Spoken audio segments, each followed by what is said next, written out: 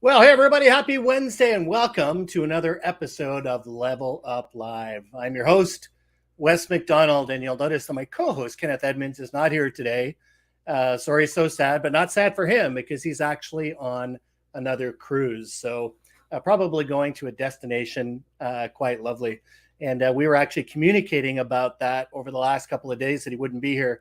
And that's probably a good segue because one of the things we're going to talk about today is communication, and it is such a critical thing in the age that we live in for business.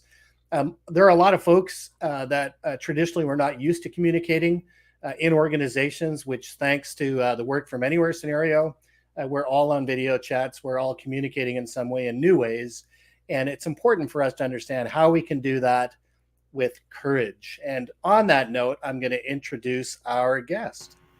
And Michelle, how are you today? Hey, really happy to be here. Nice to meet you, sir.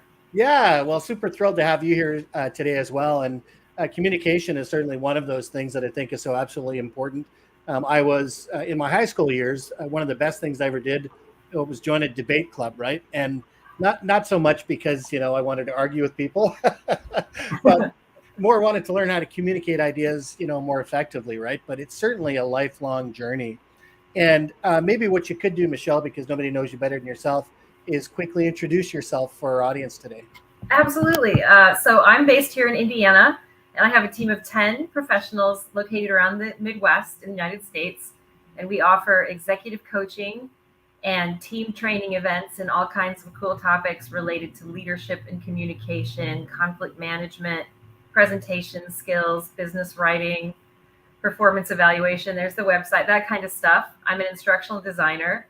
And, have been doing this for 20 plus years and just love adult education and helping people raise their game as communicators. I think that I know that when we work on how we're doing as message senders and receivers, life becomes more joyful and problems tend to work themselves out a lot better when we're willing to look at ourselves and we start putting just a little bit more energy and effort into our communication. So I did feel compelled to write this book because while we do work, we're blessed to work with thousands of employees in organizations all throughout the U.S. every year in different industries and academia, nonprofit, for-profit worlds. I felt that I just wanted to touch more lives, and through a short book, I figured keeping it short, right, was probably a pretty good idea, so that busy people could jump into whatever chapter catches their eye and hopefully get an exercise and a pro move from each chapter. That's great. And I know that obviously you can find that on the website. I did my own search on Amazon as well. Actually saw some reviews on Goodreads as well. Really good reviews there. So it looks like the book is the book is easily accessible. I can see here on Amazon, actually, you've got a perfect 5-star rating, which is, fantastic. So if anyone... man, knock on some wood, on some wood, right? No kidding, right? Well, listen, go ahead. Yeah, I was just going to say for everyone that is tuned in today, please make sure, as always, this is Kenneth Edmonds' favorite question. And it's where you're watching from, right? Because we do have viewers from all over the world. We've had folks in from Australia, from the UK, from the United Arab Emirates. I'm in Canada, so I guess that means we always have one from Canada. And where are you joining us from today? And that's for you, Michelle. Where are you joining us from? I'm sorry. I'm joining from Fort Wayne, Indiana, which is the second largest city in Indiana. We're about 350,000 people here, and we're up in the corner of the state, just below Michigan, northeast corner of Indiana. I was born here and raised here, and then went to Purdue University in West Lafayette, Indiana, and moved back to my hometown. And I travel from here everywhere, but regularly. But it's a beautiful place. Lots of lakes, lots of cornfields. Oh boy, I would like the lakes. I'm an avid fisherman, and certainly one of the things that I've moved back to a very small town as well. And I do love this ability that we have now to be able to work remotely, no matter where we are, to make an impact. And it looks like we've got Sarah Henderson. Good to see you, Sarah, joining us from Des Moines, Iowa. And she said it's snowing a bit there. I'm sorry to hear that, Sarah. It's funny, there's a lot of places that are getting snow now. I've had other viewers tune in and say they were having snow in Texas as well. And one guest at one point was in Las Vegas and it was snowing. Yeah, I'm starting to think the climate change might be real. Yeah, it's definitely something's happening, right? I think they said that I was reading Something an is article that happening. spring is happening like 6 weeks early now in some places, right? So Greg Walters is joining us. Hey, all, good to see you, Greg. And it says not snowing here because he's in Florida. I know that. And Yeah. he's probably had 80-degree weather. Oh, Fort Myers today. Oh, I'm wrong. There you go. So Fort Myers, 90 degrees. So great to see you there. And we've also got someone joining in from Calgary, Alberta. And I would put money on it that that's actually my mom. She likes to tune in once in a while. Oh, hi, Mom. So if you're out there, Mom, you raised a good communicator. Look at him shine. well, that's awesome. So please, great. Thanks for letting us know where you're all tuning in from. And make sure as well to leave your comments and any questions you have. Hey, this is live. We can get them answered right here, right now, right? And maybe the first thing I'll start with, Michelle, is, and this is one thing that I've seen such a big change with, right? I did mention a little bit with video communication and how we're all kind of on, Zoom calls and everything else. What do you think some of the impacts of, the work from home generation are on, communication before we get into sort of the structure of your book and some of the lessons there? Well, we certainly, as with any change, there are pros and cons, and we certainly lose something. It's harder for me to read a room when I'm presenting to 30 people in a video webinar. There's something about the chemistry that happens between humans and probably the actual exchange of pheromones, literally the chemistry, where you have more of a cohesive feeling when you're literally sitting near one another. However, it sure has been great for us to learn how to design virtual workshops and reach a larger audience. And it is fun to be able to sit and interact professionally without shoes on. So I see the plus and the minus. Early on, I was surprised at how draining visual and audio communication can be when it is through technology.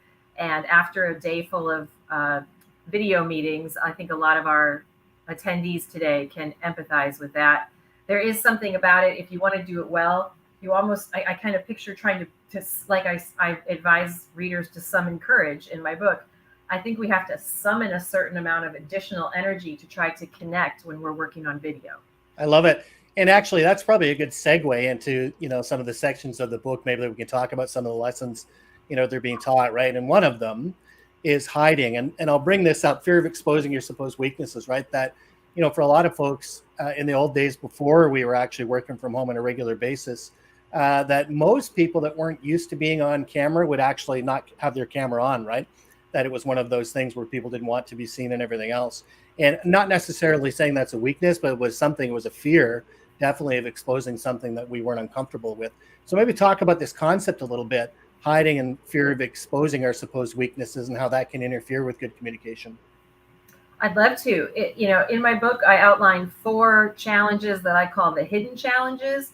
Might not be hidden to everyone, but after coaching thousands of professionals around the US, I started to see in the last 20 or so years some very common themes that hold people back from really showing up bravely and authentically. And that first hidden challenge I named hiding from risk.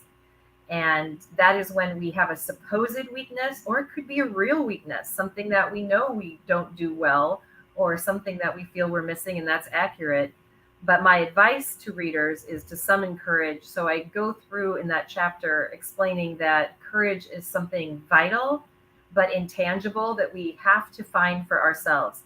Yes, a book can help, an executive coach can help, absolutely role models can help, or a good friend to talk to, but no one but us can do the work for ourselves to get to the point where we decide that the risk of stretching out as a communicator is worth any potential possible negative side effects.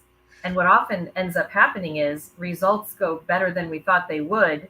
And if nothing else, even if we really flub up and we end up embarrassed, we still live through that. And then we can use that as teachable moments when we mentor others. But, it's very true. What doesn't kill you makes you stronger. And I don't want the readers of this book to come to the end of a year, end of their life, or end of a day with regrets. And that's the kind of thing that happens when you have an idea in a meeting, but you sit on it because everyone else is so talkative or so confident, or nobody is really giving you any space. Or you attend your friend's wedding and you're thinking about doing a toast, but you don't do the toast. And then you end up with that regret of, well, I wish I would have said. So I'm not advising people to go off willy-nilly or half-cocked or unprepared, but the book is designed to help prepare folks to find their voice. So that's the first challenge. I love it. It makes me think of two things in my own life, right? One, I do, speak at different events for certain things. And if you've forgotten a certain point in your presentation, or back in the old days, I still do theater once in a while, teaches you very valuable lessons. And if you forget a line and you're working with the person on stage to try and get back on track, it's terrifying. It feels like 6 hours, but the audience has never seen the play before. So by the end of it, they're up and applauding and everything else. And that feeling of understanding, it's like, oh, I guess what's the expression, in the land of the blind, the one-eyed man is king, right? In other words, that whatever you're trying to put out there and everything else, as long as, like you said, you're prepared, that you do have valuable knowledge, you do have valuable things to give, right? Yeah. Amen, brother. And I'd also like to say public speaking is a lot like swimming, in that once it's a different environment, it's the same world, different environment. So if any folks listening are swimmers or skiers, etc., you're operating in a different environment that can become familiar the more times you practice and try. And also, to your point about flubbed lines or forgotten words, we've done quite a bit of research at Purdue University, and then there's a lot of other research that backs that kind of finding up. And the finding is that audiences, or even members of the meeting, they pay a lot more attention to our body language first. And secondly, our tone of voice. Does it imply interest in the receiver of the message and interest in the topic? And last, thirdly, it's articulation of words. So that means if I'm doing a good job and my body language is, it's evident that I'm happy to be here and that I hope people will check out the book and I'm excited about it, and my tone also conveys that, then I could mess up my words pretty badly here, and everyone who listens would give me a break and would give me a minute to pull myself together and come back to my thought. And, as a professional public speaker and presenter, I, of course, witnessed that personally many times. The audience is generally rooting for you, not against you. And that is a mantra to remember. Also, I like to coach up and coming presenters or even experienced presenters who just want to raise their game to A++, to remember that whenever we face another group of humans and we have something to share and we're communicating it verbally, we are no better than them, and there is no human more valuable than us. So that gives me courage when I do presentations. I have a little talk with myself and remind myself we're all equally valuable as Homo sapiens here, and I'm the one that actually is standing up and giving it a shot with all those eyeballs on me. So I'm going to remember they're rooting for me, and that we have equity and value in this room. Yeah, I think people who is more senior or more experienced than you get credit for standing up to speak, and you are just as valuable as they are. Yeah, I love that. And it's, valuable lessons that I learned. I remember in the early days of the internet, when I was working for an internet company that was delivering internet services, and before it was even a thing, right? And one day, this gruffy looking gray haired guy walked in with stubble all over his face. We were actually, back in the day, I've quit since, but it was smoking. And he chit chatted with us and everything else. And we just thought he was some, guy in the building.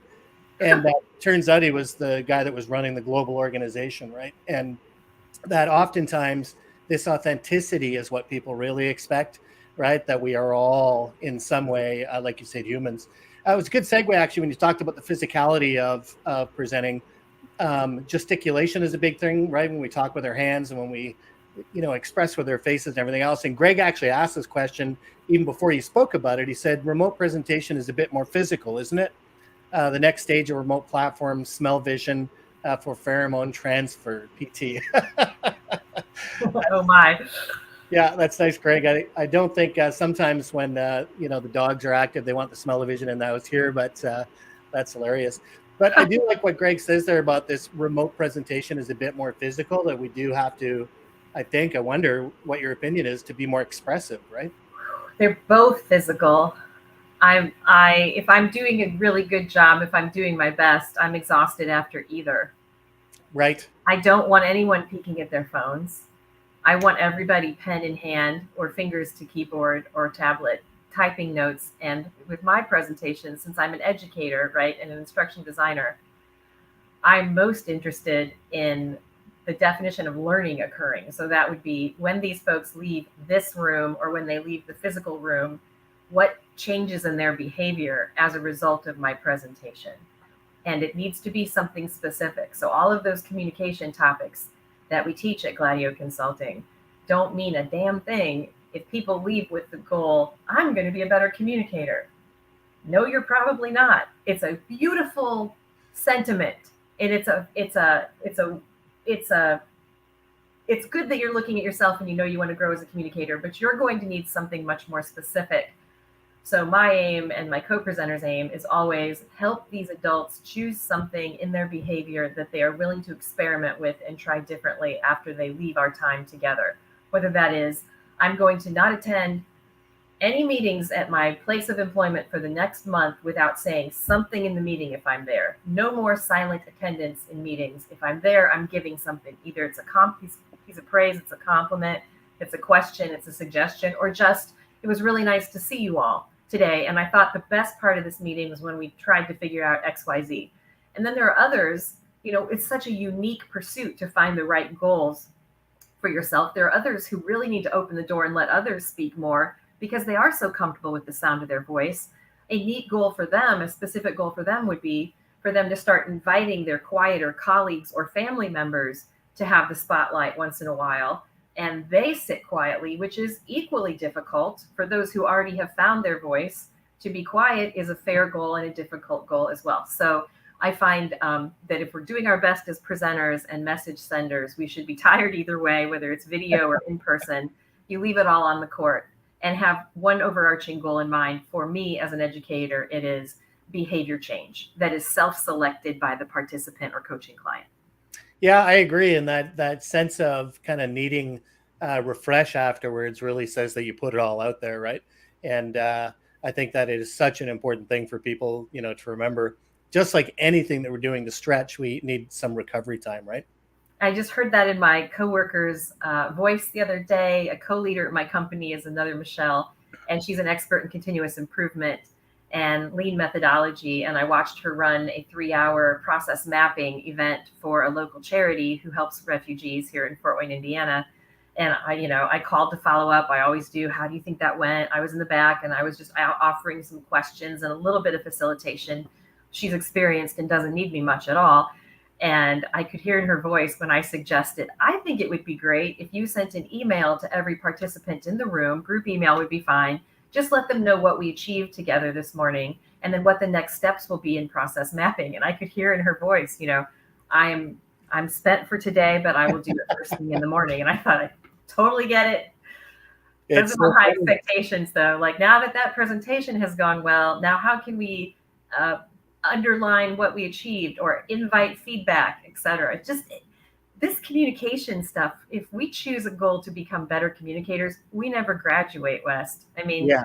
I picture myself, if I live to be 90, I'll be asking someone if I can have 2 aspirin, and then probably with my last breath, I'll be thinking, oh, that was a little sharp. I should have used a different tone. Yes. Right? So the idea is, let's just go to bed happy with our tries that day. And each day we make a couple thousand decisions, little stuff like, what shirt am I going to pull on? What's for breakfast?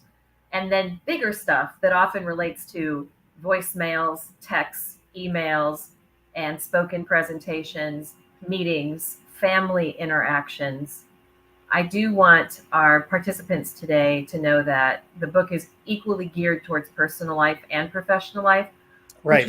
Which was a little bit different for me, as I usually focus in the professional environment, but study everything about personal life communication. And I tried to lower my own wall a bit. We all have that personal professional boundary, which is smart to have. But I thought, well, heck, if you're going to call a book Communicate with Courage, you'd better bring some bravery. So I do share things that I've never shared before as a presenter in this book, because I think that readers will be able to empathize, and it helps illustrate points. I think it's smart, and I think it's also one of those cultural things that we're seeing change as well, right? And that this authenticity of self. One of the other topics that I've interviewed on, and I actually help people with myself, is this concept of personal brand, right? And the idea that when we are trying to brand ourselves, it's not really a question of trying to make ourselves somebody that we're not, but effectively helping people understand who we are and how we can help them professionally, right? That means oftentimes they're going to understand us a little, personally. And I put down another point here that I picked up from your book, and it's defining, right? In that we put too much stock in assumptions and being, quick to judge.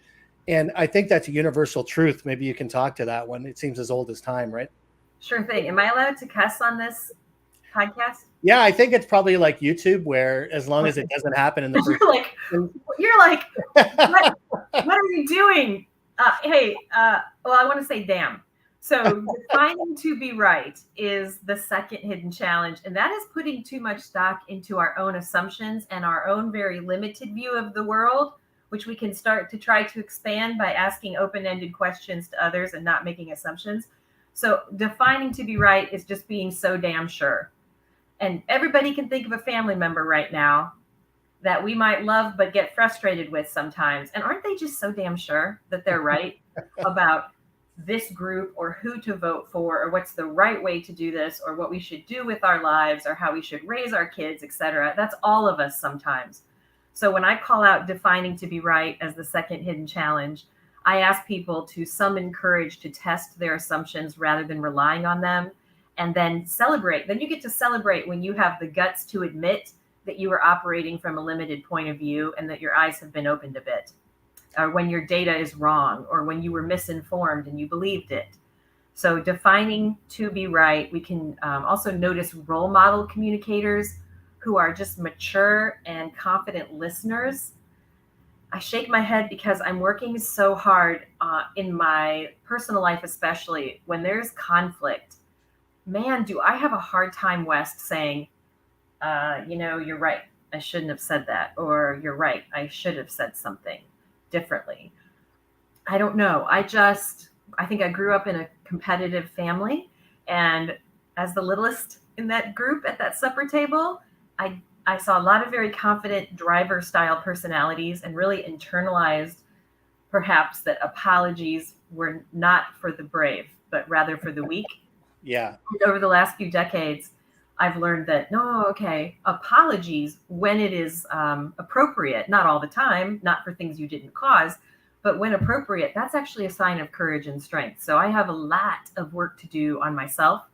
And I will say that the personality assessments that we use with all of our executive coaching clients, of course, my team and I are taking those and retaking them every year or two. And we're all watching some of those graphs just move.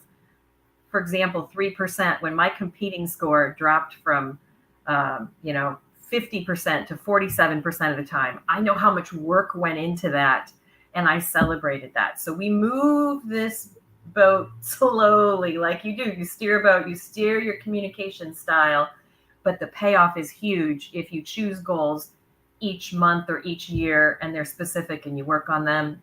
I can't tell you how much my relationships have improved. I love it, and I'll share a quick thing as well on this idea of assumptions, right? Yes. Great to contribute. That's a great idea. No matter what meeting I attend, I'll make a verbal contribution, and love the reverse. To choose. Oh, great! Awesome. Isn't that great to choose to be quiet? What's the old expression? God gave us 2 ears and 1 mouth for a reason, right? That we should all, be doing a lot, listening more. And in one situation, company that this podcast series and stuff that I do, work for alternately Tiger Paw Software. James Foxall, who's a great friend of mine and a great mentor, challenged me one time in a story that I used as an analogy. And the analogy was this idea of cold enough to freeze the balls off a brass monkey. Have you ever heard that expression? Oh, now look who's cussing now. Yeah. No, people don't use those expressions with me very often, but yeah. It's good to hear a new one. It's cold enough to freeze the balls off a brass monkey. Where that came from, it's an old expression. Okay. And legend had it that it was because on ship decks, the cannonballs were made out of metal, right? So that when it got cold and that metal contracted, because they usually stack them in a pyramid, that if the basically the brass monkey was kind of like looks like one of those things that you put pool balls into, when you're stacking them on the table. Yep. If that was made out of metal, it would contract and all the cannonballs would fall Ah, off I see. and Yeah. go over the deck, right? And it's a great story, but it's not true.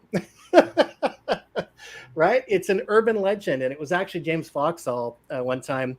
He was looking it up on Snopes, and he said, yeah, that's actually not true. The origin of the expression actually is much older, and there's 3 different variations on where potentially it came from, but nobody's really sure.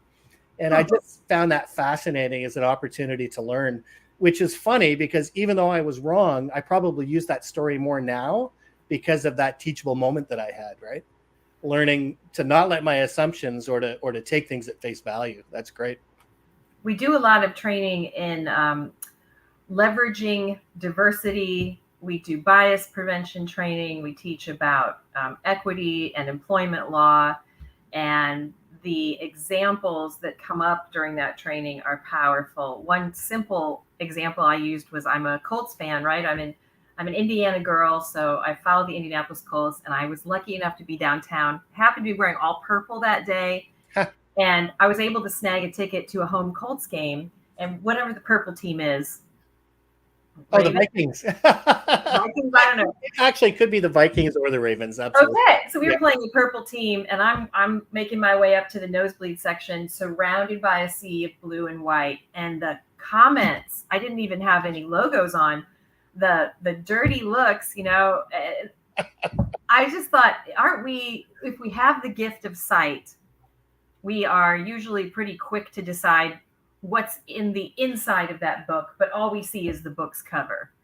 And so as I try to myself stand up as a courageous communicator, where I have positional or personal power or referent power, and I write about 4 types of power that people can grow in the book.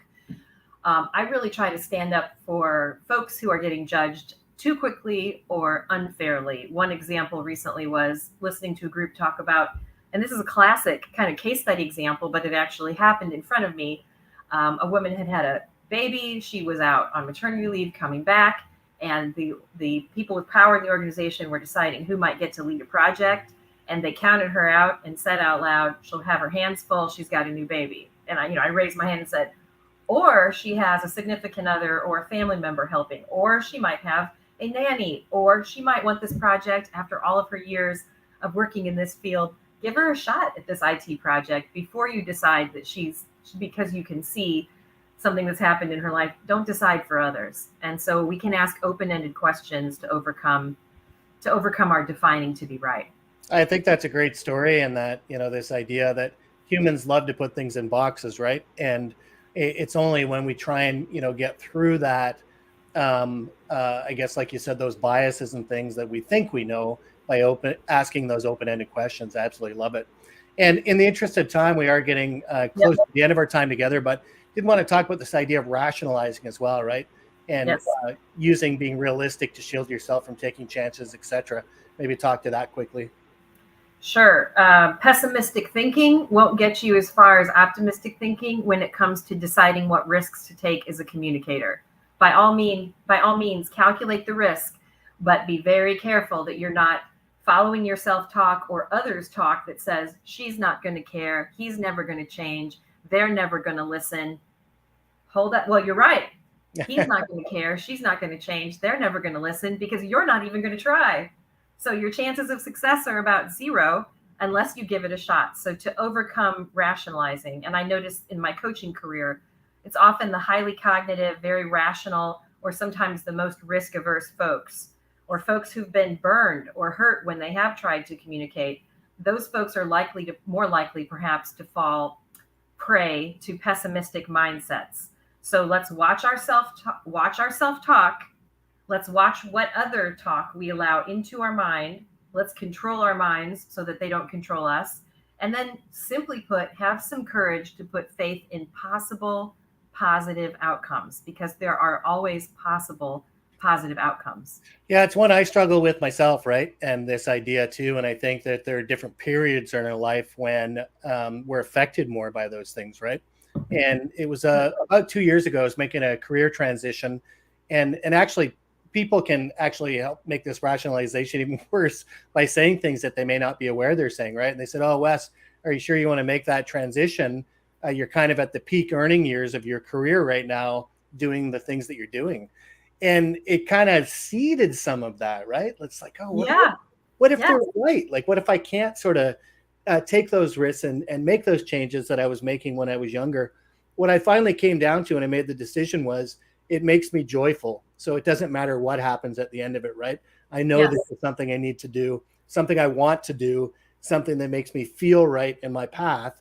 And so I'm going to do it. But I struggled with it, right? I was like, wow.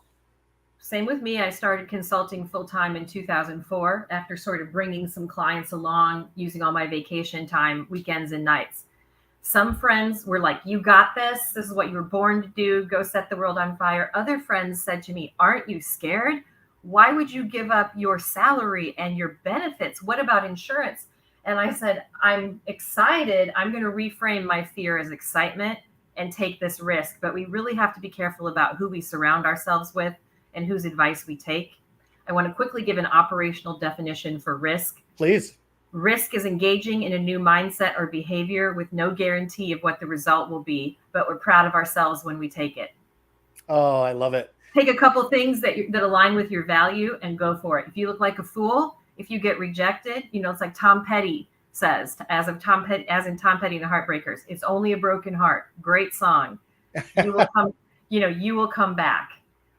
Well, that's great. I love that definition because oftentimes when people talk about risk, they only talk about the negatives, and that idea of that great feeling that comes when you've put it all on the line, when you've taken a chance and it works out.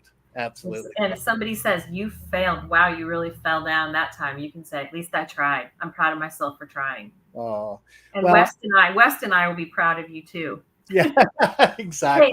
Hey, can I talk quickly about the fourth challenge? I bet that's where you're going. Yes, we can definitely do that. We have the flexibility, so I'm going to move there now. I get excited. Do you see how it's hard for me as a communicator not to get excited and interrupt? I just demonstrated one of my communication shortcomings live on camera, ladies and gentlemen. Okay, so the fourth challenge that I perceive in many humans that I've had the honor to coach is settling for good enough, aka satisficing behavior. And that is stopping at good enough instead of striving towards an interaction or an action that might have a more rewarding outcome. Sometimes what we stop is just as important as what we start. So one thing we could resolve for this going forward for this month or this week, we can stop just getting by, and we can look at our values and decide a few places that we're going to stick our neck out more as a communicator. And I'm not saying you have to always be striving. I'm not saying that. Sometimes I say no. Sometimes I don't give it 110% as a communicator, but I do choose to take some risks. And in the book, we talk about what those good risks are, including here's a fruitful one. I was going to say easy, but I don't know if it's easy. And that would be that we stop assuming the people around us that we care for and that we appreciate know that we care about them and appreciate them. And we should also probably stop assuming that they'll always be here. We get lulled into a false sense of security, I think. Yes. And because I've had a lot of loss of loved ones at a young age, and I write about that in the book, and I try to keep it, uplifting and light and somewhat humorous. But that was such a gift because that taught me you cannot assume that these folks know, and you cannot assume that you'll have them here tomorrow. So we're going to overcome settling by maybe giving 1% more, and we tend to gain more than we give. And there are a bunch of ideas for how you can give 1% more in the book. I love it. And I think it's such an important thing. So you took a risk, you interjected, and you made sure we talked about a very important point in the book because you didn't settle. I love it. Well, and I try to state my intention. That's a tip. Yes. That's a pro move, right? I love these pro moves, and I've got dozens throughout the book. I came up with that term because I have a fantasy football team called Pro Moves, and it just does terrible every year, Wes. But so I'm trying to find the pro moves in picking a football team, but I think I have found some pro moves for communicators. And that in that 1%, I was recently teaching a customer communication skills seminar and asked everybody just tear off, give me a piece of scrap paper, wallet or purse, doesn't matter. Think of the last communication you had before you sat down in this auditorium, and think of yourself, not the other person, email or in person, voicemail, whatever. And just write for me one thing you could have done 1% differently to polish up your end of the communication, your side of the communication. Here's what they said. I could have reread my email before I hit send. That's a good one. I could have sounded more confident. Another person said I could have sounded less arrogant. Oh. And what do you bet? They might have been sitting right near each other. I could have let it go, but held on to it. I don't know what it was. I could have gathered the other person's opinion before I spoke. I could have listened a little longer to diffuse their frustration. I could have said, I will follow up, and then really followed up. I could have thanked the person for their time, but forgot. I could have used their name, but didn't. I could have not interrupted, but did. I could have gotten to the point a little faster. Another person said, I could have slowed my roll so they would have understood me more fully. And then my favorite scrap paper passed forward was, I could have picked up the call sounding like I cared. Oh, wow. Isn't that real? I love it. I absolutely love it. And this idea that on reflection, right? And the number of times that I've sent an email, my dad always said, it's not oftentimes the what that upset him when I was growing up as a teenager, but the how, right? And a lot of those little scraps of paper that you just mentioned, a lot of it seemed like the how, right? And it's like, oh, maybe I should have approached this a little differently, or said this a little differently, or been more conscious. And listen, I cannot thank you enough, Michelle, for joining us today. So that'll be on my scrap piece of paper. I want to thank you so much for coming in. And for everyone else, obviously, communication, improving the way we communicate, finding that courage is not going to happen in a half-hour, live stream. So I do have the website up there listed. You'll be able to see it on LinkedIn, on YouTube, and on Facebook. And I certainly encourage you to visit Michelle and find out how you can find ways to communicate with more courage. So Michelle, thank you so much for joining us. My pleasure. And if they do go to that website, I write a quarterly e-newsletter. I always include a music video. And we always include links to what we're researching, boiled down to 1 or 2 pages, or exercises that might be of help, so they can sign up for Breakdown. What do you know? Named after a Tom Petty song. Well, I play a little bass.